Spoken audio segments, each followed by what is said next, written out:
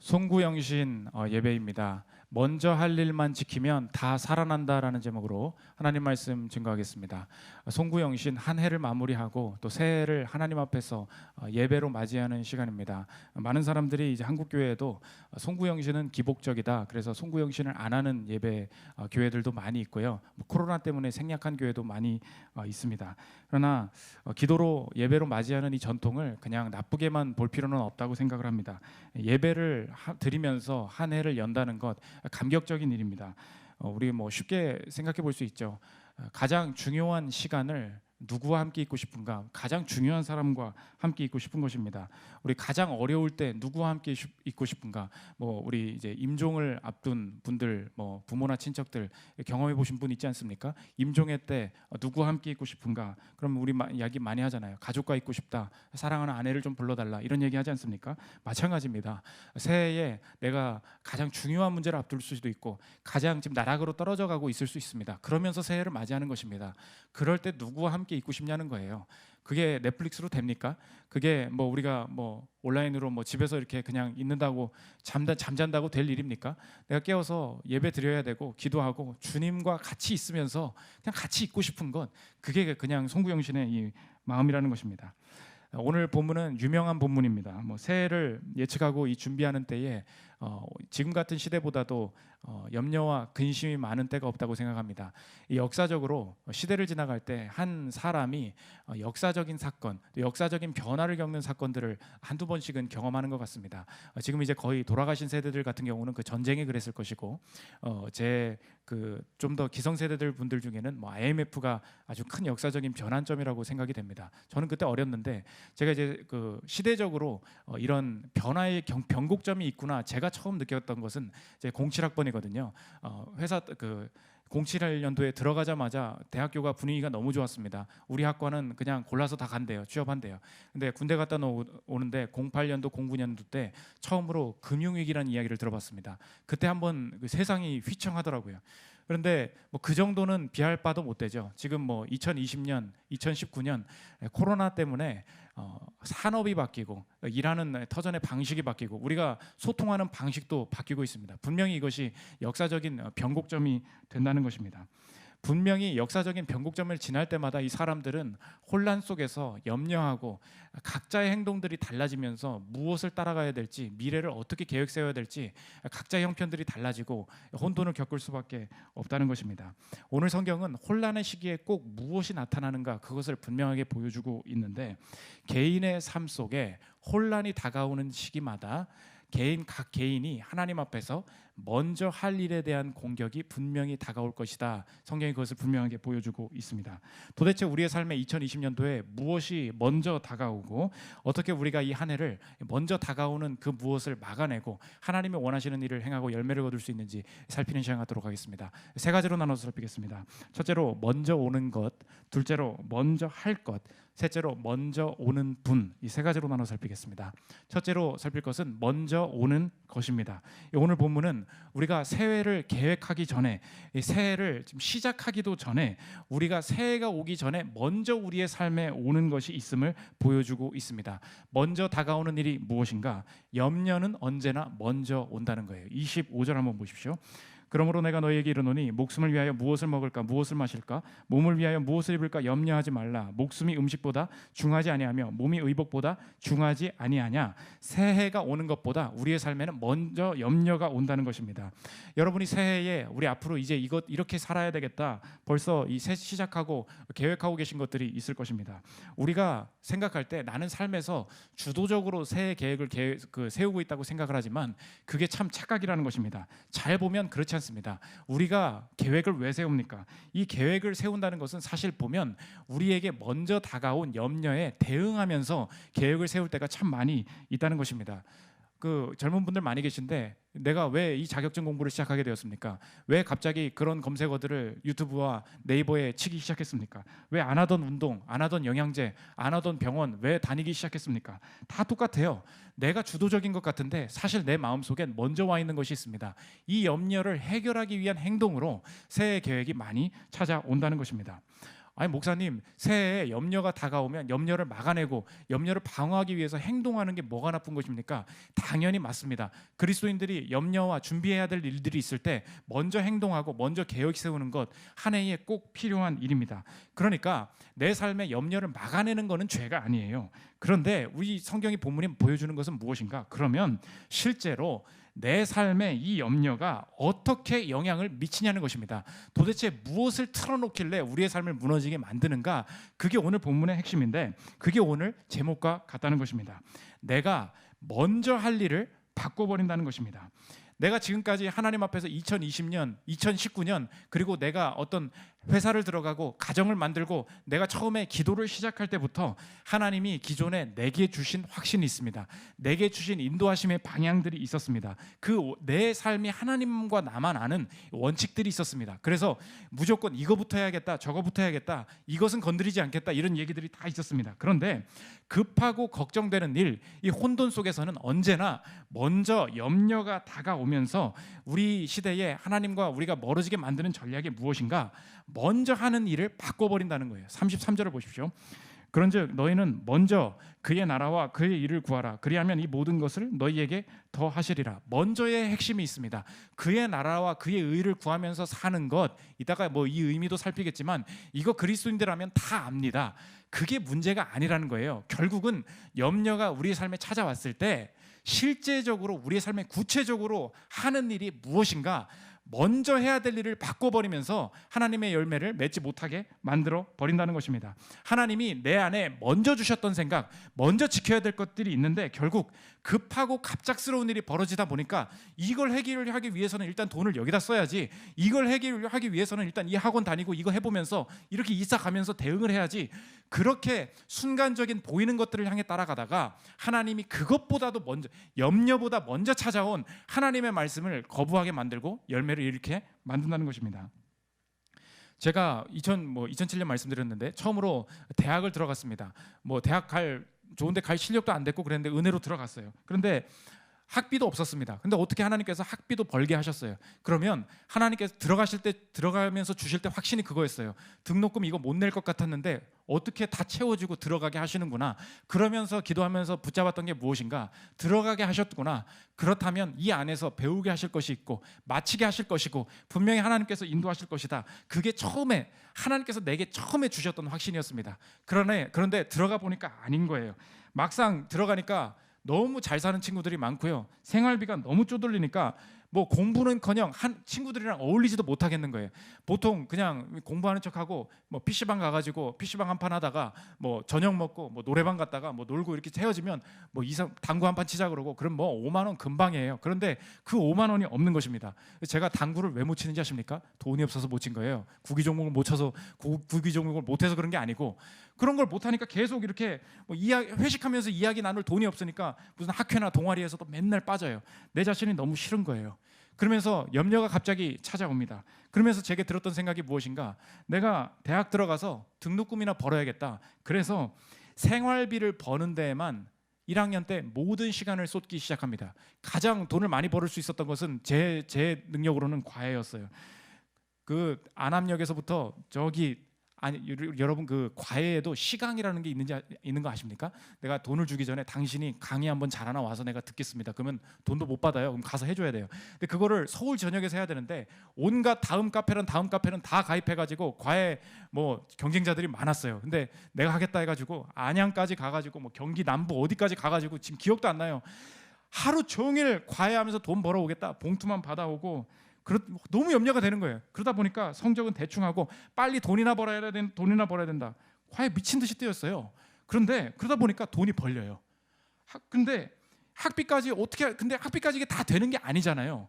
그러면서 너무 지친 와중에 어떻게 새벽기도 가가지고 기도를 하는데 하나님께서 제게 주신 마음이 무엇인가? 먼저 지켜야 될 것을 알게 하셨습니다. 내가 언제 너 하루 종일 과외나 뛰고 있으라 그랬니? 그 마음이었어요. 그러면서 하나님께서 제게 주신 확신이 뭐냐? 네가 돈을 번다는 게 틀린 게 아니다. 그런데 먼저 지켜야 될 것이 있다. 지켜야 되는 게 무엇이었는가? 그게 하나가 기도였고, 또 한 가지가 절대 공부를 포기하지 말아라. 성적을 포기하지 말아라. 이 어떤 제 마음속에 그 확신이 있었어요. 그때부터 다른 시간에는 정말 피나게 열심히 했지만 이 시험 보는 거에 대해서는 열심히 했습니다. 근데 너무 성적이 잘 나오는 거예요. 그래서 처음엔 제가 공부를 잘하는 줄 알았어요. 나중에 깨달았는데 보니까 1학년 때는 그땐 다 공부를 안 했습니다. 그러니까 남이 안 하니까 상대평가적으로 그때가 기회였던 거죠. 제 성적은 늘 이렇게 하강 1학년 때부터 하강 곡선을 고립니다. 1학년 때 아무도 안 하는데 나만 열심히 하니까 4.5 만점에 뭐 4.2 뭐 이렇게 그냥 뭐 찍는 거예요. 처음에 그 1년을 그렇게 제 그거를 딱 지켜놨습니다. 하나님께서 제게 주신 복이 무엇이었냐? 4년 장학금을 1학년 때 성적으로 뽑더라고요. 그거 하나 다 얻어놓고요. 그 제가 뭐 포스코 나온 거 아시죠? 포스코 들어갈 때 다 그 1학년 때 학점을 보겠다 그러더라고요. 2학년 때 학점 보지도 않는데요. 그러니까 다들 2학년 때 지원하려고 보니까 1학년 때 다 뭐 시력 점수가 나온 거예요. 뭐 1점 면 뭐 이게 나온 거예요. 근데 나 혼자 옆에서 그냥 말은 안 하죠. 그냥 막 다 붙은 거예요. 그러니까 하나님이 개인적인 간증이죠. 저를 위기 속에서 염려가 닥쳤을 때 어떤 생각을 주셔서 구원하십니까? 먼저 지켜야 될 생각, 그것을 알려주시면서 우리의 구체적인 방법들, 삶을 이끌어 나가신다는 것입니다. 오늘 저와 여러분, 새해에 하나님이 저와 여러분을 이끄시고 구체적으로 구원하시는 방법이 무엇인지 아십니까? 아무리 힘들고 세상이 바뀐다, 산업이 바뀐다, 너도 언제 죽을지 모른다, 이런 상황에 열악함이 있어도 하나님으로부터 온 먼저 해야 할 일, 이걸 주시는 거예요. 오늘 우리가 기도 가운데 구해야 될 것이 무엇입니까? 내가 잊고 있었던 게 있었다면 그걸 다시 붙들어야 되고, 내가 그것이 뭔지도 모르고 있었다면 지금 그것을 기도해서 오늘 받아야 된다는 거예요. 새해가 시작하기 전에 언제나 우리의 마음속에는 먼저 염려가 오는데, 염려가 먼저 오기 전에 먼저 지켜야 될 생각이 무엇인가? 하나님이 내게 주시는 그 구원의 생각, 하나님이 내게 주시는 그 지켜야 될 생각과 일, 그걸 붙들고 나아가야 흔들리지 않을 수 있다는 것입니다. 우리 구체적으로 우리가 직장 다니시는 분 계십니까? 직장 들어가면서 사업을 시작하면서 내가 다짐했던 것들이 있을 것입니까? 있을 것입니다. 내가 어떤 사람을 만나면서 또 결혼에 대해서 디자인을 하면서 내 어떤 물질에 대한 생각 속에서 사업의 확장 속에서 분명히 하나님이 원칙적으로 이렇게 살아야겠다 주신 것들이 있습니다. 그거 다 어디 갔습니까? 2020년 돌아보면 그게 다 사라진 거예요. 그리고 우리가 가득 채우고 있는 게 무엇입니까? 새해가 시작되기 전에 이미 먼저 와 있다는 거예요. 뭐가 먼저 와 있어요? 염려가 먼저 와 있는 거예요. 그러니까 지금 그 구멍을 막을 생각밖에 들지 않는 거예요. 오늘 염려에 대해서 대응하는 거 필요합니다. 그런데 하나님께서 우리를 붙들고자 원하시는 것, 이끄시고자 원하시는 게 뭐냐? 내가 무슨 업무가 어렵고 돈이 없고 관계의 감정들이 별로 좋지 않다고 해서 헤어지지 뭐, 이혼하지 뭐, 그냥 뭐 이직하지 뭐, 이렇게 쉽게 그 결정을 내리시고 계신 분들 계십니까? 그렇지 않아요. 하나님 사업을 어떻게 시작하게 하셨습니까? 하나님이 내가 이 직장을 어떻게 구하게 하셨습니까? 내가 이 집을 어떻게 구하게 하셨습니까? 월세라고 해서 돈을 못 버는 것이라고 해서 함부로 말할 게 아니라는 거예요. 하나님이 정하신 확신이 있으십니까? 하나님께서 내게 주신 생각이 있냐고요. 그게 틀리면 하나님께서 빨리 다른 생각을 달라고 하든지, 그것에 대해서 흔들리니까 지금 새해가 흔들리고 있다는 것입니다. 오늘 주신 생각, 먼저 주신 확신, 이거 붙들고 새해의 염려를 다 돌파해 나가야 된다는 것입니다. 그 새해를 준비하면서 꼭 기억하십시오. 시간이 부족하고 그 새 신앙생활도 마찬가지예요. 시간이 부족하고 바쁘니까 예배와 기도가 뒤로 가게 됩니다. 너무 돈이 지금 가난하니까 헌금이 뒤로 가게 됩니다. 내가 지금 이 사람을 너무 사랑하니까 그 결혼에 대한 생각이, 하나님의 원칙들이 다 무너지게 되고, 다 뭐예요? 급하고 자극적이고 당장 다가온 것을 해결하다가 넘어질 수밖에 없다는 것입니다. 오늘 흔들리고 계십니까? 내 마음에 새해보다 염려가 먼저 왔다는 증거예요. 오늘 기도해야 될 것, 하나님 먼저 주신 생각 붙들게 해주십시오. 흔들리지 않게 해주십시오. 그것이 우리가 새해에 해야 될 일이라는 것입니다. 두 번째 살필 것은 먼저 할 것입니다. 그럼 도대체 목사님, 먼저 하나님께 생각을 주셨다는데, 그럼 구체적으로 내가 지금 당장 새해에 염려가 있는데, 이 구체적으로 내가 그럼 어떻게 하면서 이 염려를 주님께서 주신 생각 안에서 지켜내야 될 것입니까? 오늘 본문이 두 가지 우리가 해야 될 것을 보여주고 있습니다. 첫째로는 찾기고, 또 하나는 더하기입니다. 찾고 더해야 된다는 거예요. 차례로 살피겠습니다. 첫째로 찾아야 된다는 거예요. 무엇을 찾는가? 그의 나라와 그의 의를 찾아라 이야기하고 있습니다. 33절 보십시오. 그런즉 너희는 먼저 그의 나라와 그의 의를 구하라. 그리하면 이 모든 것을 너희에게 더하시리라. 구하라 이렇게 잘 안 나오는데 영어로 보면 seek이에요. seek. 구하라, 이 본문 원문에 보면 찾아라, 바라라 그런 말이에요. 모든 상황에서 먼저 해야 될 것이 무엇인가? 찾는 거예요. 구하라 이렇게 말이 안 오죠. 찾으라는 거예요. 적극적으로 찾아 나서라는 것입니다. 그럼 뭘 찾느냐? 그의 나라와 그의 일을 찾는다. 그래서 이제 이 구절을 읽을 때 모든 이제 전 국민들이 이 관심을 갖는 게 뭐냐?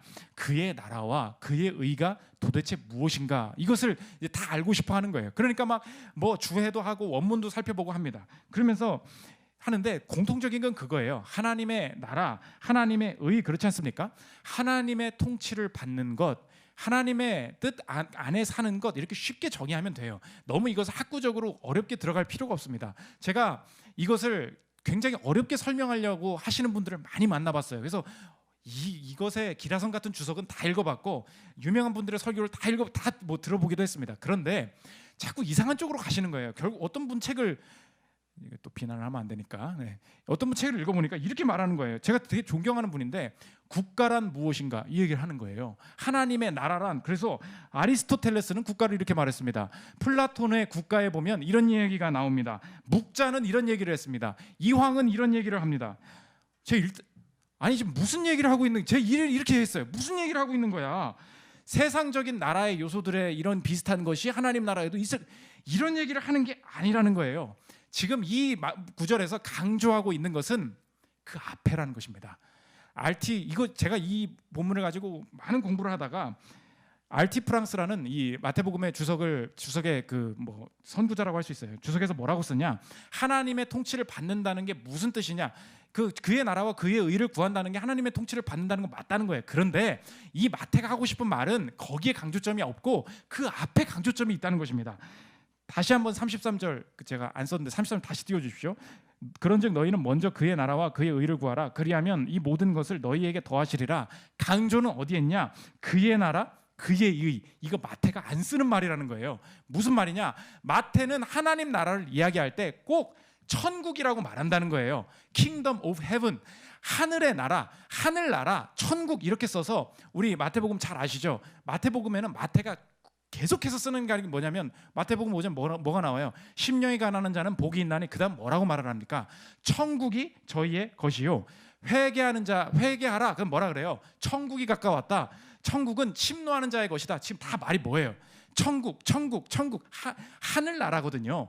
킹덤 오브 헤븐이에요. 그런데 마태가 여기선 다르게 쓴다는 거예요. 그 의미가 개인적으로 하나님과의 친밀함을 강조할 때 이 말을 쓴다는 것입니다. 들어보십시오.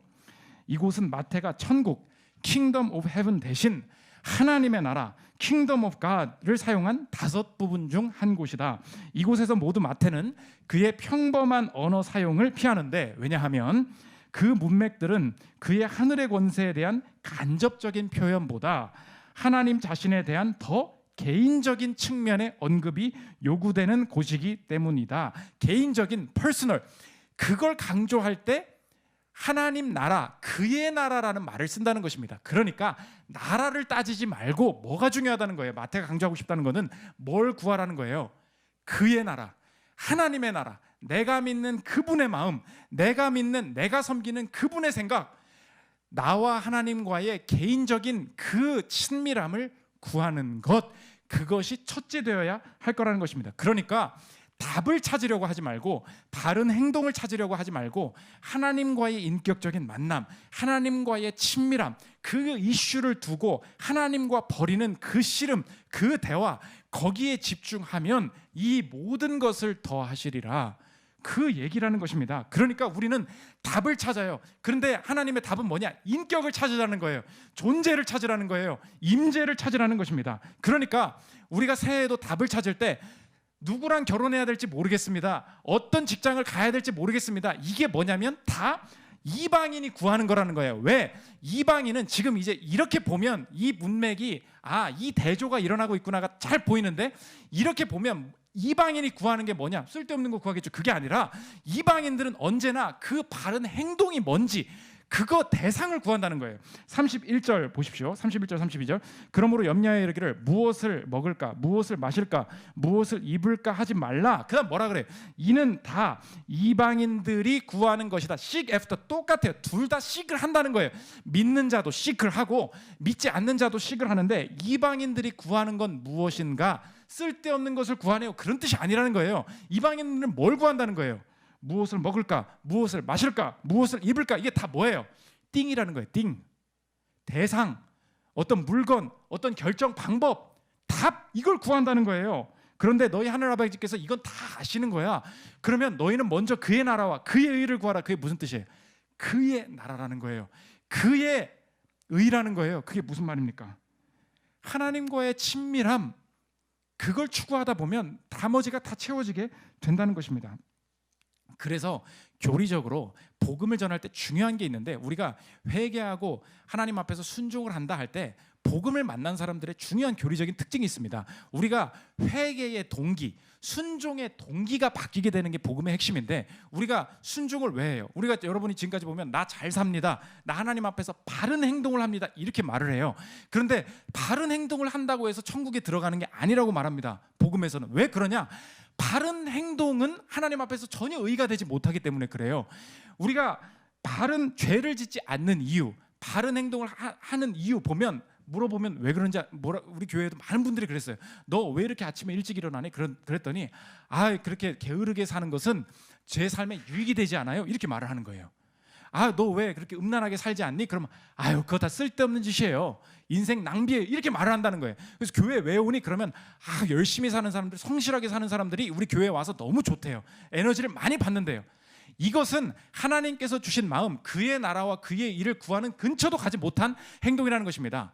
회개를 했다, 순종을 했다 할 때 그 동기, 그 복음을 만난 자, 하나님을 만난 자의 변화는 무엇인가? 내가 지금까지는 죄를 버렸던 이유가 내 삶에 이익이 되지 않기 때문에, 혹은 내가 죄를 지으면 하나님이 벌을 주실까 봐, 그게 너무 무서운 거예요.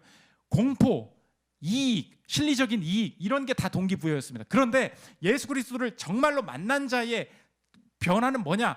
행동은 똑같아요. 근데 동기가 바뀐다는 거예요. 동기가 무엇인가? 죄를 지으면 하나님의 마음을 아프게 하기 때문에 이거예요. 내가 왜 순종하는가? 내게 하나님이 복을 주실 거기 때문에 아니에요. 내 삶에 유익이 될 것 같아서 아니에요. 왜 당신은 순종합니까? 왜 그런 행동을 합니까? 이것을 하면 하나님께 기쁨이 될 것 같기 때문입니다. 그 마음속에서 아픔과 기쁨을 느끼기 시작한다는 것입니다. 더 쉽게 말하면, 여자친구랑 왜 영화 보러 가요? 왜 영화 보라고 그래요? 영화를 보러. 그럼 틀린 거예요. 여러분 결혼하기 틀린 거예요. 영화를 보러 왜 갑니까? 여자친구 손을 잡으러. 그게 맞는 거예요. 스펙타클한 영화를 봅니다. 그런데 50대 60대 중년은 왜 가요? 그 영화를 보러. 이게 답이죠. 그런데 20대 30대들은 그 영화를 왜 보는 거예요? 목적은 다른 데 있다고. 저걸 보고 있어도 목적은 다른 데 있다고. 마찬가지입니다. 우리가 그의 나라를 어떻게 구하는지 아세요? 자녀 문제가 해결되기를 원합니다. 돈 문제가 좀 풀리기를 원합니다. 내 이직 문제에 하나님이 답을 주시기를 원합니다. 이렇게 막 기도를 합니다. 근데 초점이 그게 아니었다는 걸 깨닫게 돼요. 그것 때문에 하나님과 엄청 씨름을 하기 시작합니다. 그것 때문에 하나님 앞에 매달려요. 그러면서 하나님과 친밀해지는 거예요. 그게 끝나면 문제도 다 풀리게 돼 있다는 거예요. 여러분 지금 오늘 답을 구하러 나온 거 아니에요? 내년에 어디에 확장할지, 이 돈을 어떻게 굴릴지, 어디로 이사가는 게 좋을지, 그 답만 좀 주시면 하겠는데 왜 이렇게 애매하게 말씀하세요? 하나님, 그게 아니에요. 오늘 왜 이렇게 길게 기도했습니까? 하나님하고 말 좀 해야 돼요. 그 친밀함이 회복되지 않으면 그의 나라가 도대체 뭔지, 그 기쁨이 도대체 뭔지, 이걸 읽으면서도 염려만 해결되면 되지 뭐, 이 생각에 사로잡힐 수밖에 없다는 것입니다. 고성준 목사님이라고 계십니다. 데스티니라는 책을 쓰신 분인데, 미국 UC 버클리에서 수학 박사를 하고 오신 분이에요. 엄청나죠? 그 한 10월쯤 돼서 논문 통과를 직전에 12월에 학위를 받기로, 뭐 버클리면 대단한 거 아닙니까? 학위를 받기로 결정되신 분이에요. 지도수 교수 사인만 받으면 이제 되는 상황인데, 교수 방에 이제 그동안 고생하셨습니다, 교수님 지도해 주셔서 감사합니다, 사인을 받으러 갑니다. 그런데 교수님이 잠깐 고성준 형제 앉아보라고, 내 친구한테 이 논문이 너무 좋아서 논문을 보여줬는데, 친구한테 엘리시아 버그라는 교수님이 교수였는데 문자가, 그 이메일이 답변이 왔다는 거예요. 이 논문의 이 부분이 좀 틀린 거 아니냐고 지적을 하면서 메일이 왔다는 거예요. 이거 한번 읽어보게. 그래서 읽어봤어요. 읽어보니까 진짜 틀린 거예요. 논리가 다 깨진 거예요. 근데 여러분 논문 쓰신 분은 알 거예요. 논문을 쓴 다음에 허점이 드러나면 그것은 건전한 학문적인 토론이 됩니다. 그런데 논문을 쓰기 전에 허점이 있는 걸 알고도 논문을 제출하면 이건 사기예요. 학위를 못 받아요. 그러니까 사인을 받으면 끝나는 거였거든요. 이메일이 하루만 늦게 오면 내가 하겠다는 거였는데 하루 전에 이 메일이 오는 바람에 논리가 들통난 거예요. 논리가 틀렸다고 하니까 틀렸다고 할 수밖에 없죠. 그래가지고 교수님 제가 고쳐보겠습니다. 나오면서 얘기한 건지 이 뭐 엘리아시 버그, 이 버그 같은 교수 이렇게 속으로 말이 욕을 했겠죠. 근데 어떻게 해요? 그러면 나 이제 끝났다. 나 이제 장학금도 더 이상 못 받고 더 이상 이제 할 능력이 학위를 감당할 능력이 없다. 집으로 돌아가야 되겠다. 근데 새벽에 막 생각을 하는데 생각이 된 거예요. 해결책을 발견한 거예요. 하나님 감사합니다. 그래서 메일 그 버그 같은 교수님한테 메일을 썼습니다. 내가 이렇게 풀었다. 이 논리적인 부분 이렇게 고치겠다. 탁 보내고 잠자리에 듭니다. 그런데 이게 생각이 한번 시작되면 끝이 안 나는 거 아시죠? 생각을 계속 하는데 논리의 오류가 또 생각이 난 거예요. 그럼 그렇지. 내가 이걸 해결할 리가 있나? 난 망했다. 난 이제 학위 못 받는다. 근데 아침에 일어나서 보니까 그 버그 교수님이 메일이 온 거예요. Congratulations. 풀었네요. 축하해요. 한 거예요. 근데 나는 속으로 알고 있죠. 오류가 또 있었던 거야. 그러니까 여기서부터 갈등이 시작되는 것입니다. 그때의 이 목사님 생각이에요. 들어보십시오. 그냥 넘어가?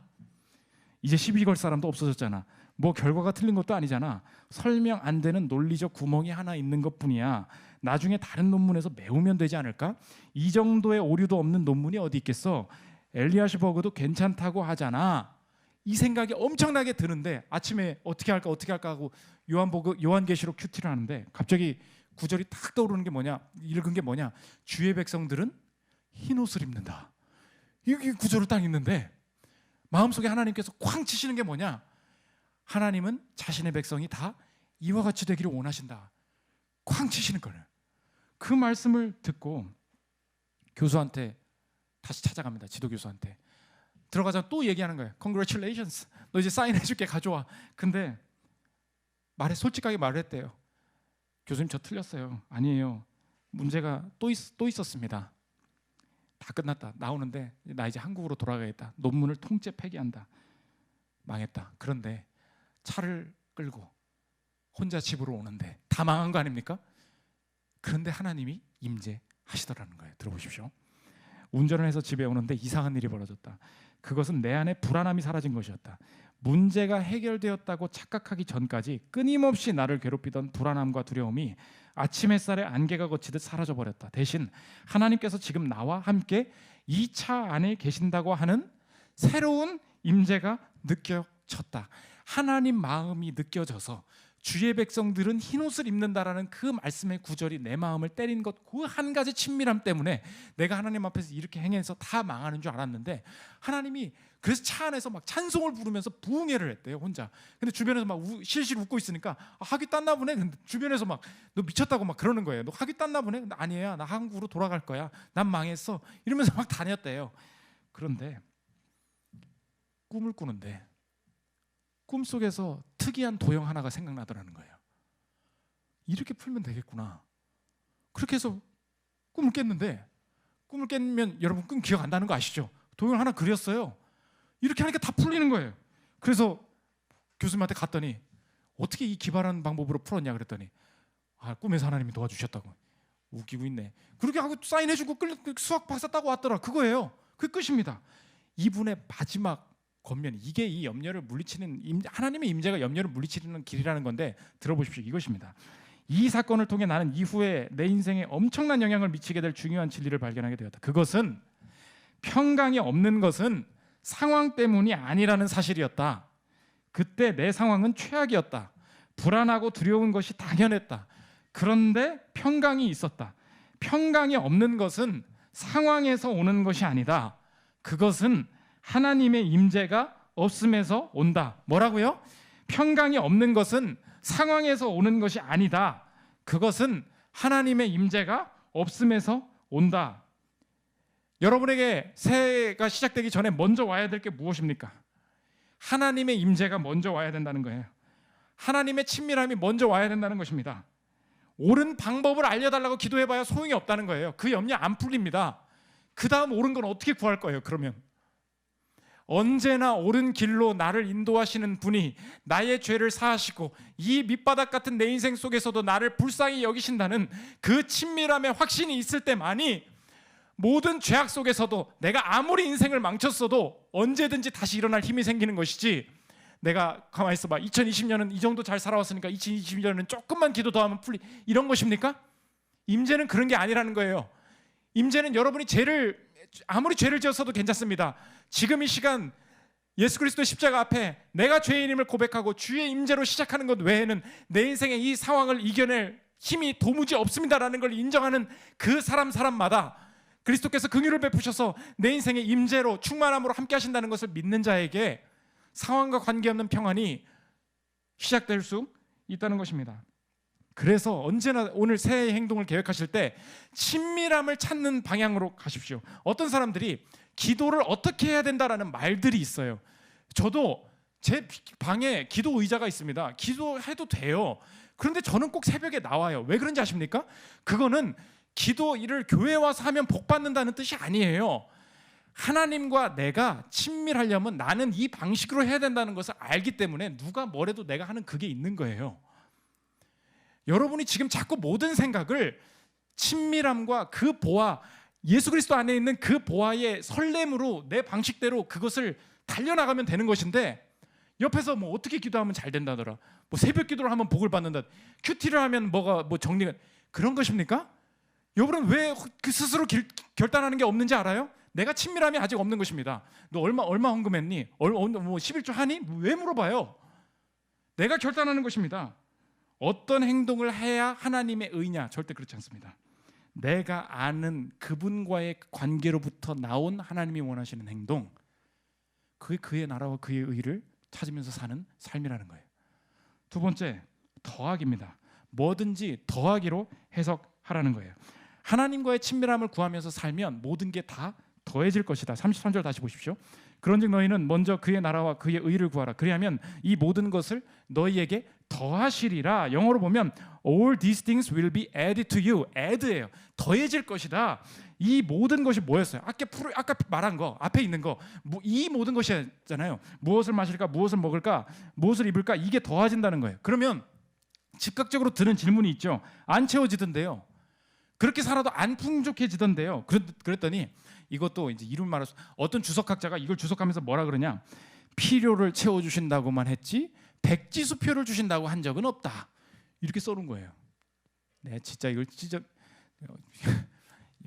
이북이라 찢을 수도 없어. 모니터를 질 수도 이북으로 본 거라서. 영어로 돼 있었거든요. 필요를 채워주신다고만 했지 백지수표를 주신다고 한 적은 없다. 그럼 무슨 뜻이에요? 영생을 주시고 우리 위해서 목숨을 버리신 분이 어찌 좋은 것을 주지 않겠냐 구절이 있잖아요. 그런데 이건 뭐예요? 필요만 간신히 너에게 채워줄 것이다, 이런 얘기잖아요. 이게 지금 말이 됩니까? 그런 묵상이 아니에요. 하나님과 친밀함을 추구하면서 생기는 모든 삶의 결과와 여정은 언제나 필요를 뛰어넘는 더하기로 보라는 거예요. 다시 한번, 하나님과의 친밀함을 추구하면서 생긴 논문이 탈락 위기가 됐든 내가 뭐 아파트를 못 구했든 취직이 잘 안 됐든 어떤 상황이든 간에 하나님과 친밀함을 구하면서 생기게 되는 후속적으로 따라오는 모든 결과와 과정, 삶의 여정은 내 필요를 뛰어넘는 하나님의 더하기로 무조건 보라는 것입니다. 그렇게 봐도 된다는 거예요. 그러니까 필요는 당연히 채우시는 건데 그 말이에요. 필요를 뛰어넘는 더하기가 있기 때문에 그래, 이렇게 언제든지 계속 가야 된다는 것입니다. 이게 믿음의 사람들에게 주시는 확신이라는 거예요. 예를 한번 들면 좋을 것 같은데, 클론으로 유명했던 분입니다. 이거 뭐 따따따 아시죠? 네, 또 어른 옛날 가수 얘기하고 있는데, 클론으로 유명했던 이 강원래 씨의 아내였던 김송 분이 계십니다. 원래 김건모의 핑계 백댄서로 시작했던 분인데 91년도에 나이트에 가니까 진짜 침 잘 추는 남자가 있더라는 거예요. 그게 강원래였습니다. 너무 짝사랑을 하다가 이 사람이랑 사귀다가 10년 연애하고 결혼하고 프로포즈를 짝사랑했던 사람한테 받고 결혼을 하게 됩니다. 그런데 결혼하고 3개월 만에 교통사고를 당해서 장애인이 됩니다. 이 김송 자매님이 내가 사랑의 힘으로 모든 것을 이길 수 있을 것이라고 생각하고 나는 괜찮다, 살기만 하면 된다. 근데 점점 힘든 거예요. 눈을 뜨면 나 이제 평생 어떻게 살지? 나 아직 젊은데 이걸 평생 어떻게 하지? 맨날 강원래 똥 치워주고 내가 이거 맨날 어떻게 하지? 그래서 내 안에 화가 막 올라오는 거예요. 그러면서 강원래한테 쏘아붙입니다. 너는 바람 피우다가 그 천벌 받은 거지만 내 인생은 누가 책임질 거야? 이혼하자. 위자료 내놔라. 내가 왜 네 똥을 치우면서 살아야 되냐? 막 쏘아붙입니다. 그러다가 어머님이 돌아가시고 여러 가지 어려움을 겪다가 이 김송 씨가 회심을 하게 돼요. 교회를 들어가는데 내가 죄인이었음을 깨닫게 됩니다. 하나님, 내가 죄인이었군요. 내가 죄인이었군요 하면서 하나님을 만나게 돼요.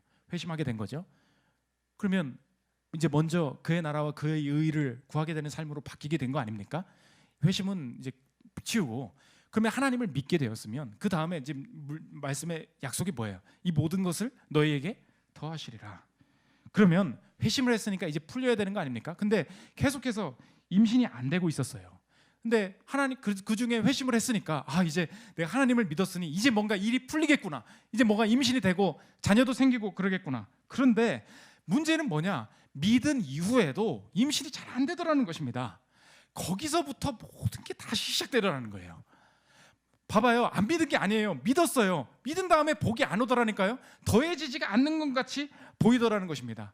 그러면서 김송의 이 태도가 어떻게 바뀌냐? 원망의 모든 대상이 남편으로 가기 시작. 내가 사랑했던 사람인데 내가 사랑하는 대상으로부터 내가 원하는 것을 돌려받기를 원했던 이 사람의 마음이 솟아오르기 시작하는데 내가 사랑했던 사람이 아파지고 내가 원하는 아이를 주지 못하니까 모든 화가 모든 생색이 남편에게 가기 시작하는 거예요. 그래서 시험관도 하고 뭐 하니까 얼마나 그 힘든지 아시죠? 경험해 보신 분은 알 거예요. 엉덩이에 주삽 꽂고 배에 주삽 꽂고 이거 맞으면서 내가 이렇게 아픈데 당신은 날 안 도와주고 뭐 하고 있는 거냐고 삿대질하고 쌍욕을 하면서 이 새끼야 나가라 하면서 그러니까 남편 더 화나네.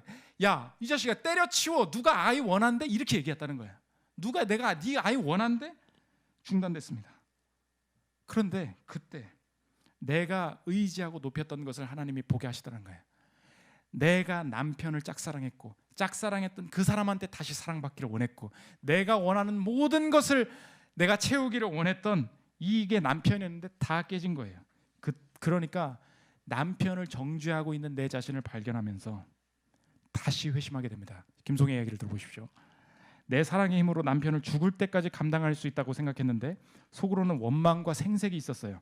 그런데 저의 죄인됨을 깨닫게 되면서 점점 할 말을 잃게 되고 소리가 작아지고 입을 다물게 되고 생색이 없어지고 이런 단계가 있더라고요. 이게 5년이 지난 거예요. 정확히 5년 만에 남편이 카톡이 온 거예요. 우리 시험관 한번 다시 해볼래? 그런데 상황은 이미 불임 판정을 받았습니다. 강원래는 기억난자였고 김송은 늙은 난자였어요.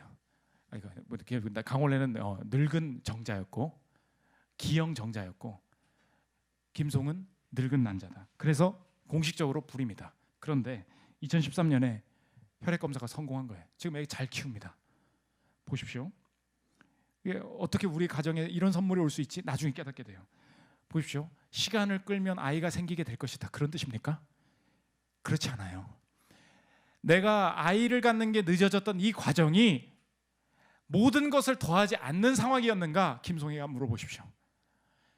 필요를 뛰어넘어 모든 것을 더하시는 All these things will be added to you.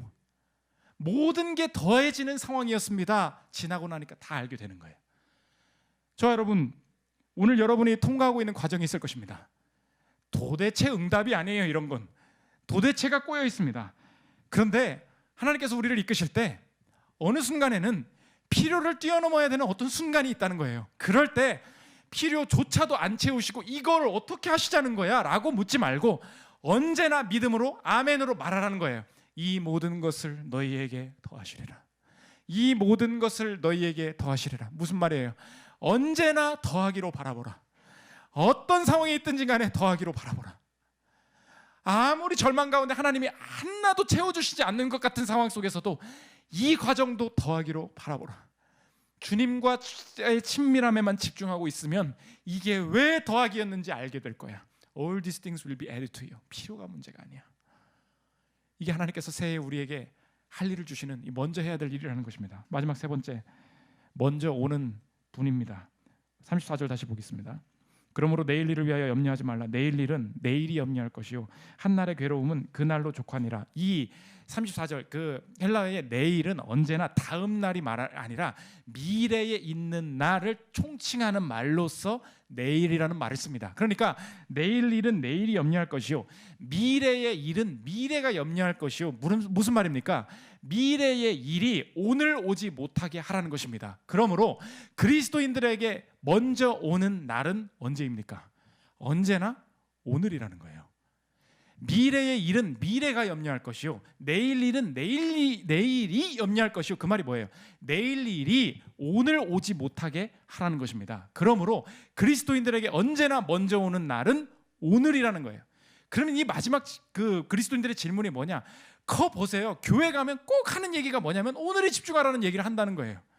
아니 미래의 문제가 이렇게 많이 태산같이 쌓여있는데 맨날 오늘만 잘 살면 어떻게 하나님께서 이끌어 뭘 믿고 그렇게 하냐는 거예요. 미래를 염려하고 걱정하고 충실하게 걱정하면서 살아야지.